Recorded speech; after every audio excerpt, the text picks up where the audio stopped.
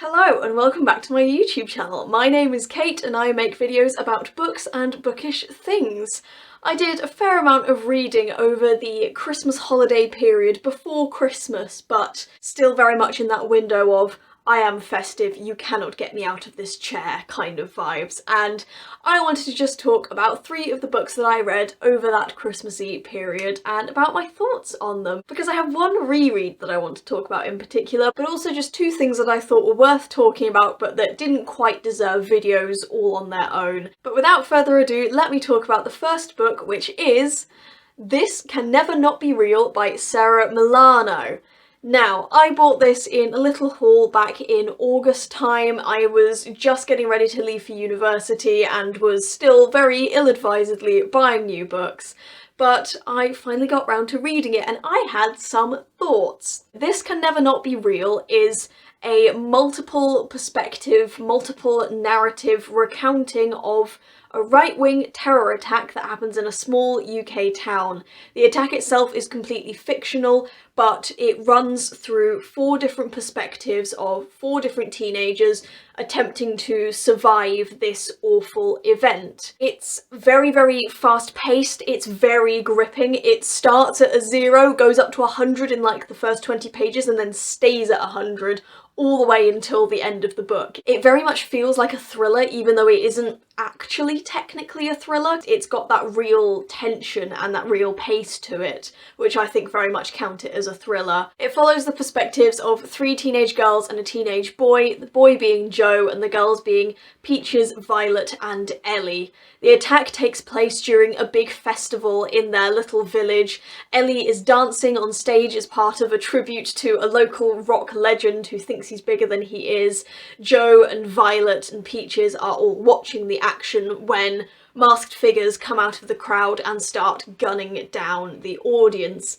Very intense, very horrific, and it follows them over a number of hours as they attempt to run, as they hide in the forest, as they hide in the nearby river, and then when they eventually come to a local sort of property, which is an old house, and then start trying to hide in there. It's very cat and mouse, it's got very gory, unpleasant hide-and-seek energy towards the end. But the main thing I wanted to talk about with this is just the nature of writing about something as tense and horrific as a terror attack. I would say that this book is very good in terms of maintaining that energy and that attention on the event.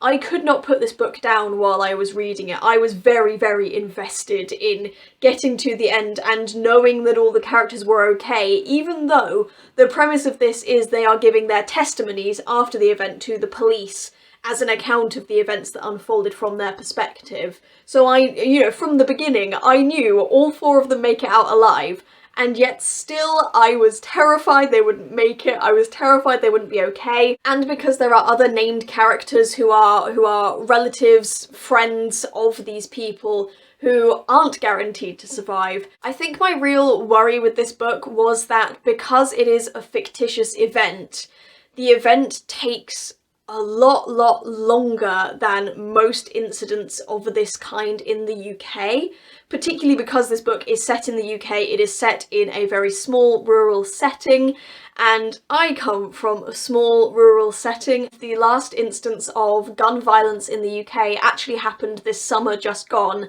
in a city that is not 2 hours away from where I live in Plymouth. And that was the first kind of gun terror incident in the UK since 2010, I believe. So it had been a really, really long time since something of this scale had happened, and the details of the event in This Can Never Not Be Real are on a much, much grander scale. In this book, the gunmen attack with repeating rifles. At the end, the number of deaths is given is in the double digits, in the high double digits, and in that way the event felt much more akin to the things we hear about happening in America, and I don't want to say it glorified it because the author, in the author's note at the end, said how much she did not want to glorify the events. She intentionally does not talk about the fictional gunman's intentions or motives or even anything that identifies them, just as we do when these things happen in real life, so as not to provide motives and allow these people to achieve their aims. but because it happened on such a grand scale in this book, it felt just out of the bounds of reality enough that it felt a little, I don't know, it just didn't quite sit right with me. And additionally, there was a romance subplot which I really did not appreciate. Of all the things to happen while you are trying to outrun gunmen, trying to survive, I think the thing that really pissed me off with the romantic subplot as well was it's with a heterosexual couple, and it felt very, very unnecessary and forced, especially due to the nature of the two people and how little they got along before these events sort of pushed them together. And yet there was also hints at a lesbian subplot that could potentially be happening to the same capacity as this heterosexual one, and yet that one is left very much in the dark.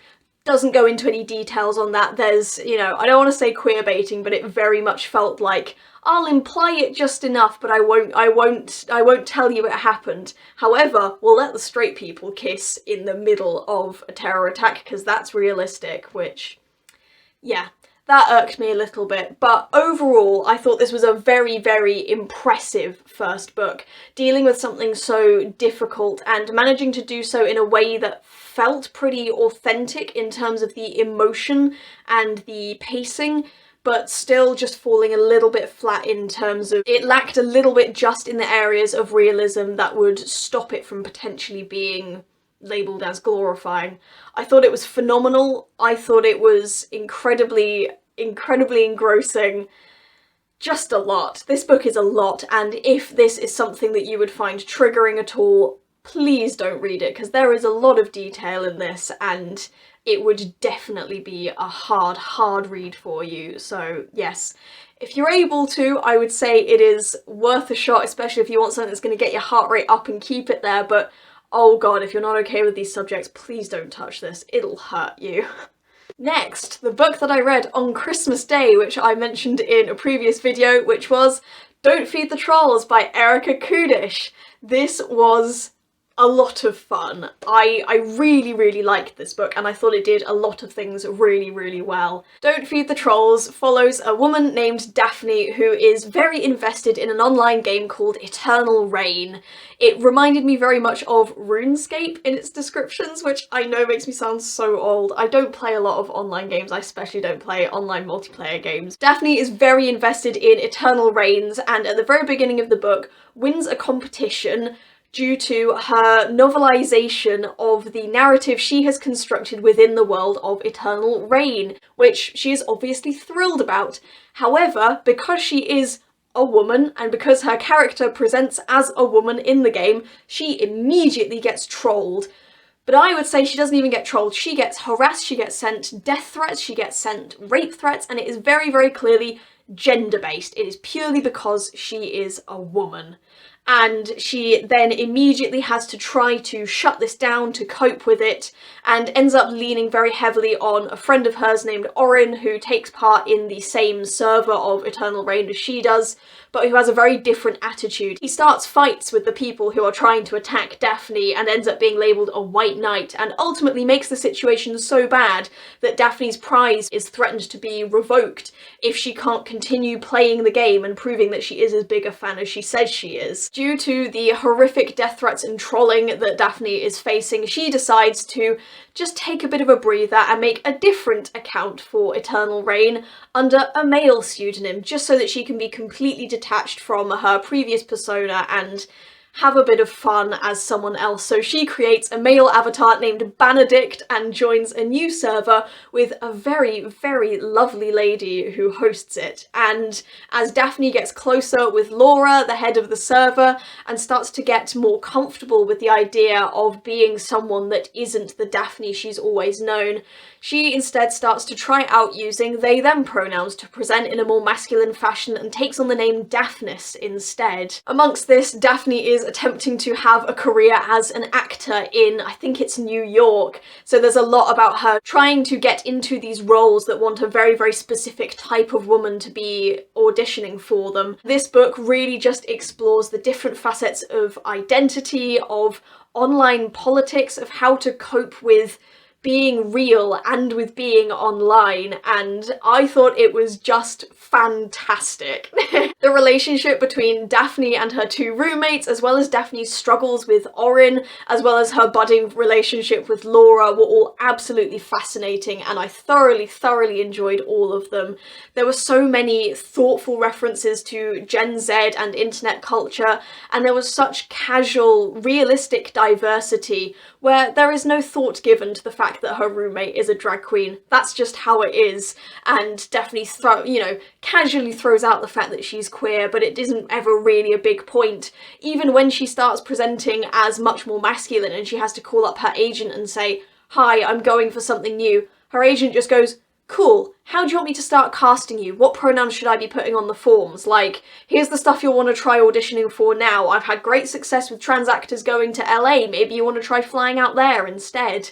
And it just felt so warm and loving, and I really enjoyed it. The big climax of this book as well is with Daphne going to a comic convention to accept her award for the novelisation of her Eternal Reign server, and having to therefore confront a lot of the people that she's been dealing with online. In particular, there is someone who attempts to stage an online coup against her in her own server, who she ends up meeting on a panel, and it gets very physical, it gets very threatening, it gets very dangerous, but at no point does it feel that this is unrealistic or that this is a melodrama of what happens online. I thought it was excellent to read a story that did fully encapsulate that very real element of the internet where you feel it viscerally on the inside, and it feels like you can't go outside because of this stuff that is going on the internet. And yeah, I thought it was phenomenal. I loved Daphne as a character. Orin was very interesting, and I really liked the way that he as a character was explored. Laura was a delight. I adore her. And the two roommates, I would sell my soul for. There was a particular opening to one of the chapters which detailed Daphne and their roommates' hair routines, because Daphne dyes their hair blonde and their drag queen roommate has to sort out all his wigs for the performances, and their other roommate dyes her hair as well, and it just felt like such a real human aspect of their characters. I fell in love with them. They felt so realistic, and yes, I think I'll shut up now. I think I've said all that I need to. Don't Feed the Trolls was an excellent exploration of internet culture, gaming culture, of identity, and the intersections of all of these things, and I would highly recommend it, not least because it was just so much fun. For all this heaviness, it was still goofy and funny, and I adored the characters, so big recommend for that one. Hope you enjoy if you decide to read it. And then the final book that I want to talk about in this video, which you will have heard me talk about before, is Vicious by V.E. Schwab. Now, I read this at the start of the year, in February, I believe, and I thought it was alright. I thought it was pretty good. I think I gave it like a 3.75 rating, maybe a 4. I rated it pretty highly, but I said in my video that I thought, you know, it was good, it just wasn't anything particularly special. It didn't grasp me in the way that I had expected and wanted it to. Well, I ended up in a conversation with one of my university friends at the end of last term. Hi Scout, I'm talking about you yet again. And they were describing a TV show they really enjoy, and a big factor of that TV show reminded me about Vicious. So I was like, oh Scout, have you heard of Vicious? Let me tell you about it. And realised I couldn't remember some of the key details.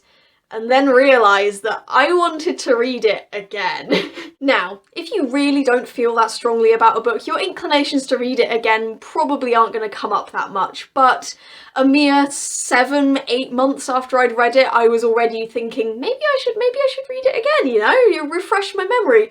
And so I read it again, and I went, fuck, no, I really like this.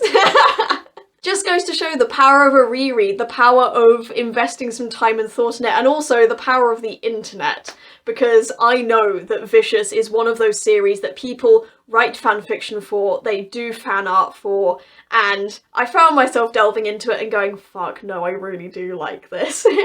Vicious is the story of Victor Vale, who, when he was at university, went on a quest with his prodigal equal, Eli Cardale, to try and create an extraordinary. In the world of Vicious, extraordinaries are both a myth and an accepted reality of people who gain immense superpowers, but until Victor and Eli's experimentation, no one quite knows how. During their experiments, they realise it is due to someone having a near-death experience, but that the sheer force of their will brings them back and gives them something different.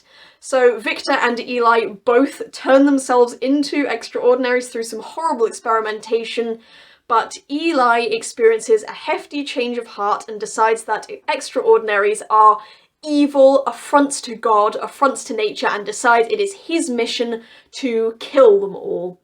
Victor ends up in jail because during his attempts to become an extraordinary, he ends up killing Eli's girlfriend, and Eli doesn't take that too kindly and makes sure that Victor rots in jail for some time. However, Victor breaks out of prison with the help of his cellmate Mitch, or Mitchell, who is not an extraordinary but is a bruiser-looking hulk of a man who is super smart and hacks like a genius.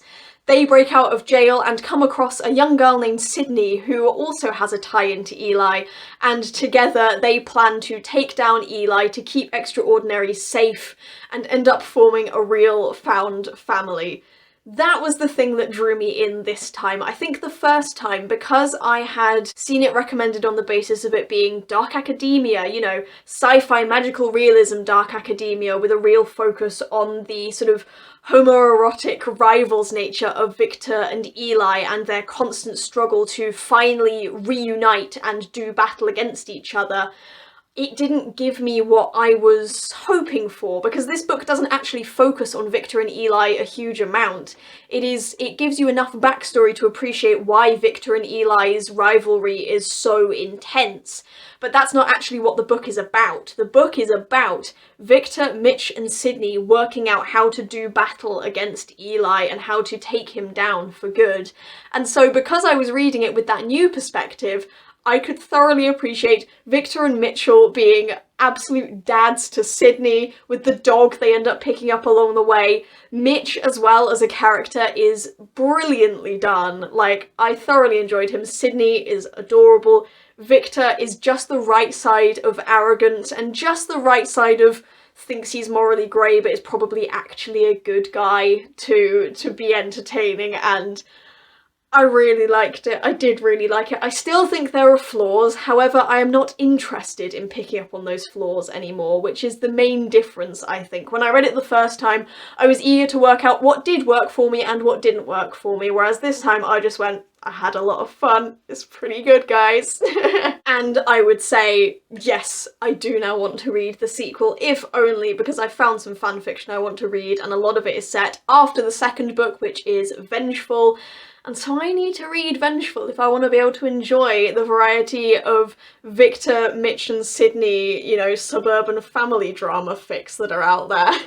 So yeah, I do now want to read it. And also because apparently in the sequel they confirm that Victor Vale is asexual, which I have to admit I would have headcanoned it anyway. He gives off very Arrow-Ace vibes, but yes, I enjoyed it a lot. There we go. Those were the 3 books that I wanted to talk about that I read sort of over this holiday period that tickled my fancy, that were worth mentioning and were worth giving a bit more thought to. Yeah, Vicious, great fun, really enjoy it. Please read it if that's your kind of thing. I think you'll enjoy it. Don't Feed the Trolls. Excellent analysis, excellent critiques, excellent, you know, social commentary, but also just a barrel of laughs.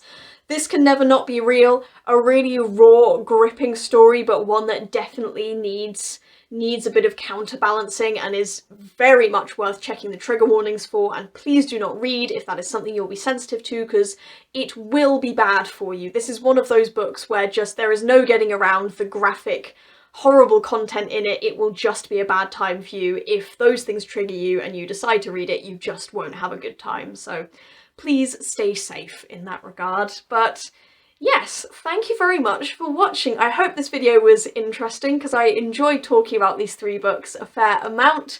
Feel free to like this video if you did indeed like it, and comment down below what your thoughts are on any of these three books if you've read them, or if I have now encouraged you to pick one or any of them up. Feel free to subscribe if you want to see more of my bookish content, and I will see you next time.